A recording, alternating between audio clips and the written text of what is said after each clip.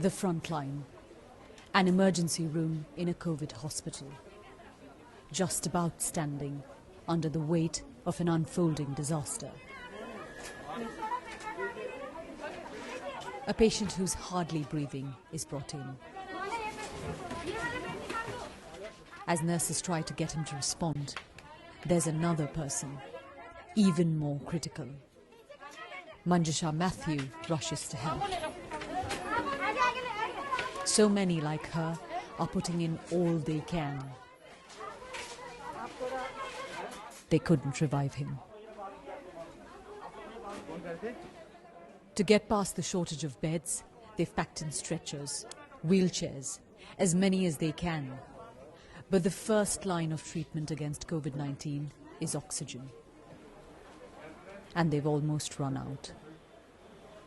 At this point, there is just 1 hour of supply left. The staff knows how many lives hang in the balance. People are being turned away, but they don't know where they'll find oxygen or a bed.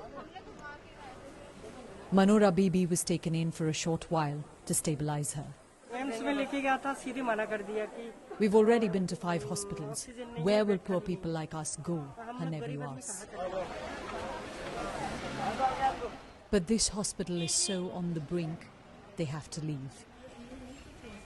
The intensive care unit is full too.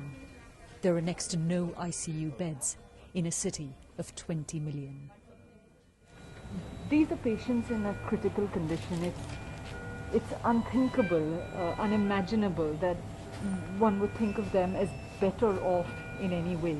But it's the reality of what we're seeing in India. People in an ICU have won the first battle to be here.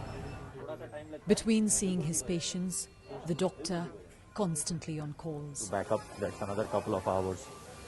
So we are struggling. He's desperately trying to get more oxygen.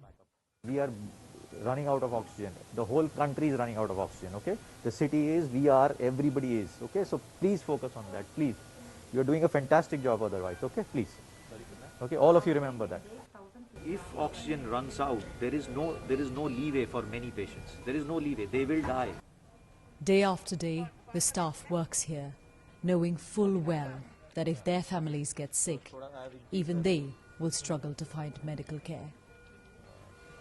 There is helplessness and anger. The government in some ways failed in estimating what was going to happen, the needs that would arise if the numbers started rising. There was a sense of preparation in the earlier surge which seemed to have disappeared in between. And they did things which was totally unacceptable, allowing large, huge gatherings, which is totally unacceptable. They believed that we had vanquished the virus. Some oxygen arrives a bit later, but it can only last a few hours. Then the struggle begins again. Yogita Limai, BBC News, Delhi.